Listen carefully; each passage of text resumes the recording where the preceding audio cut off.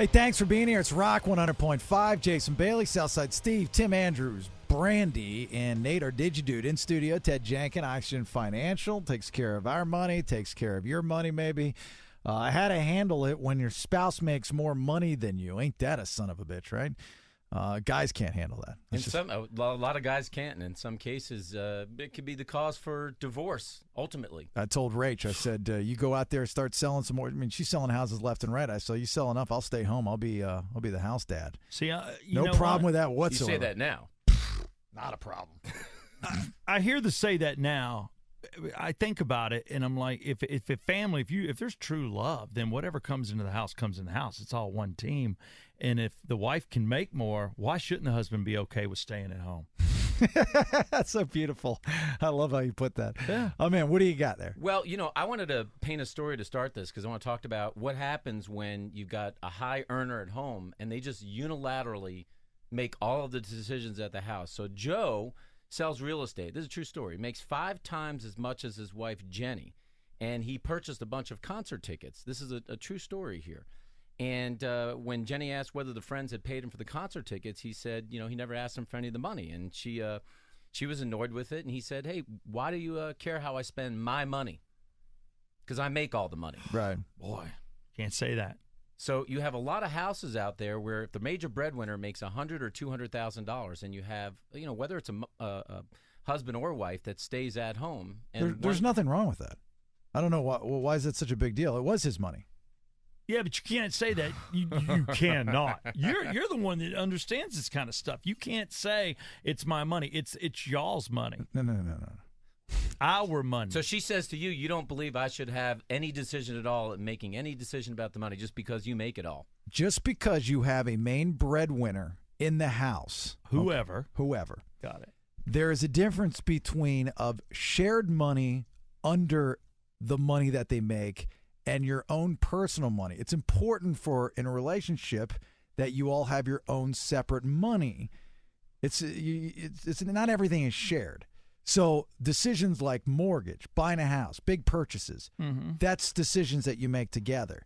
But if he wants to go out and buy concert tickets and not charge his friends for the tickets, that would be under the umbrella of his money. Oh, boy. You say that, but a lot of families that have finances, Jason, what ends up happening, let's take the spouse, in this case, Jenny. Let's say she doesn't make any money. Jenny's being a bitch.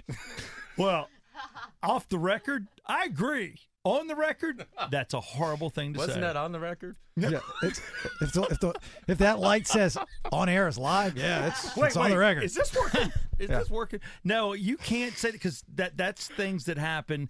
Because I like to spend on people. I like to buy other people dinner or buy a round of golf for a buddy. That's your money. But I get in trouble for it. I'm like, you got to put that. You got to stop that. You got to let her know that. The guy, if I want to go out and buy a sound bar, which by the way I need, if I want to go out and buy a sound, I don't need to check with Rachel on that. I want to go out and buy that. And just be smart about it. She's not going to give me she's never ever give me a headache about money. So you price shop. When you say be smart about it, make sure you got a great deal. You really need it. Blah blah. Sure, yeah. Okay. If Rach wants to go out right now and buy herself a bunch of clothes, which the poor girl never does, but if she wanted to go and do that, came back with a couple $100 worth of clothes. I'm not going to say a word. That's her money. See, but she's got her money. You know what I mean? Well, it depends how it's set up, Jason. Now, just imagine right now you have one joint credit card and you have one joint bank account. She's not making any money. You're making a 6-figure income. Jenny needs to go find some work. What if your wife doesn't work? Well, look, there's a huge value for a stay-at-home parent, mom or dad. But then the question is sometimes how do you put a value on that? What's the value of taking care of the kids and doing that's household priceless. chores? What if you don't have kids? Yeah.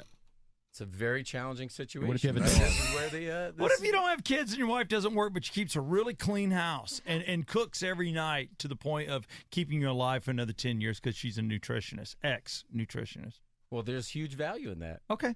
Right? But you have to keeping me alive, damn it. Well, you have to put the value on it. This is the problem, Jason, is that a lot of people that have this situation don't discuss that, hey, maybe we do have one joint checking account for bills, mortgage, electric, gas. We set aside money for a vacation fund, but I do believe that you have to have 2 separate checking accounts so you have some independence. I agree with that. Absolutely. I think most people agree But now, with that. are you going to say in this case to that spouse, well, you just get an allowance? Here it is. You get No, that is so demeaning to give your spouse an allowance. It is so demeaning. Absolutely the worst thing you could possibly do.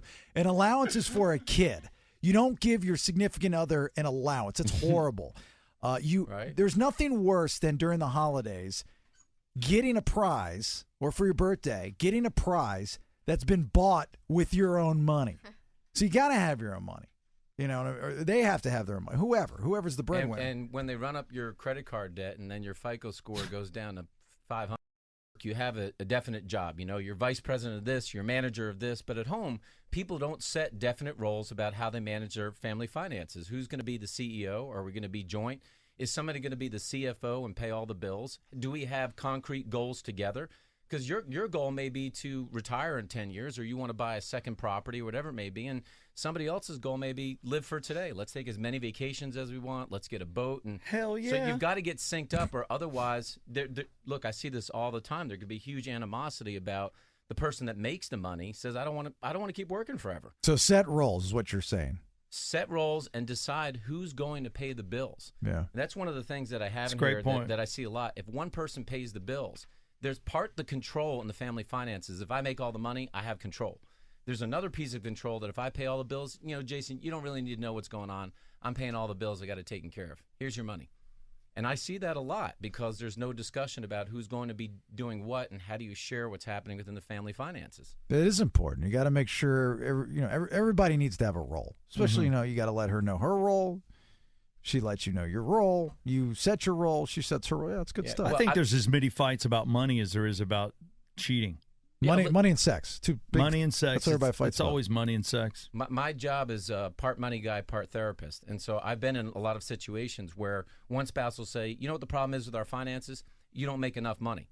And he might say, you know what the problem is? Why don't you show Ted how many store department cards you have in your wallet? Oof.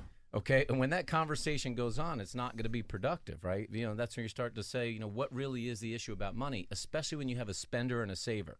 One person that wants to save and doesn't see the value in buying stuff today, and you've got one person that's a spender that says, look, my parents saved forever, then they died when they were 67. I want to live for today. Don't leave money for your kids. Screw your kids, man. Live for you. Damn. I agree with that. I mean, sorry. I mean, that's the No, way you're it good. is. Okay, good. Let me ask something, Ted. So when people come to Oxygen Financial, maybe there's a misconception that people all just come to Oxygen Financial just to buy stocks and bonds and 401ks and stuff.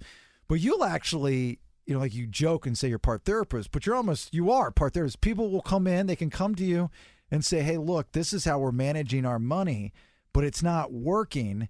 Can you help us out? So that's kind of your role as well? Jason, I'm going to tell you that the average family and the average person listening today, 51% of their financial stuff is not the black and white of financials.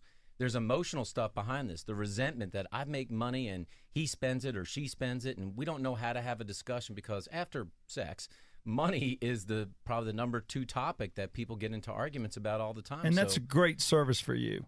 To do that, to be that counselor, because I'll tell you in meetings with you, I'm sure that it helps to be the middleman and to lay it out, because you made a statement once and backed something I said, and to this day I've not caught hell for it, because you know what you're doing. You're a third party. You're not involved emotionally, and you can look at it black and white. What not to do? My first stepfather, the abusive one, my mother, the gold digger, was spending. You can't blame mom for that. Oh, she was spending all this money. This was pre-debit card world, right? So this is the early 80s before I think debit cards existed, So there, everybody wrote checks, and she just kept writing checks and writing checks. And I remember one day she went to go to his checkbook, which was in his clothes drawer, and she says, hey, can you get it for me? Not know anything. I'm a kid. So I go and get it, and there was a little yellow sticky note on the top of it.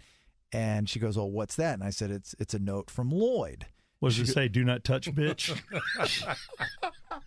That's exactly what it said. It said, bitch, get your hands off or I'll cut your hand. Or no, it said, bitch, hands off or I'll cut them off. That's what it said. That's funny. That's exactly what it said. I figured it did, because it sounds like she ran up a lot of money. So I'm like an 8-year-old. I'm right. She goes, what does it say? It says, bitch, hands off or I'll cut it off. I was like, can I say that word? Mom, am I in trouble for cursing? I mean, Jason, consider this. How many people are listening right now that at work they've said, in some way, shape, or form that somebody isn't pulling their weight and they'll go at them. And you know this happens at home where at one time you're like, hey, you're not pulling your weight. Yeah. So how do you have that conversation when it's about money and at home? It's not at work where you're going to say, oh, I've got Joe Manager guy who's not doing his job. I'm going to say something to him. That's hard to do at home, especially when it comes to money. Yeah, that's pretty good. That was good stuff. All right, Ted. How can people find you there at Oxygen Financial? Well, look, if you're having these marital issues or worried about how you're going to manage your money, get a budget in shape, go to oxygenfinancial.net. We'll not only help you with the money stuff, but maybe we'll give you a little therapy along the way. Oh, it's therapy, brother.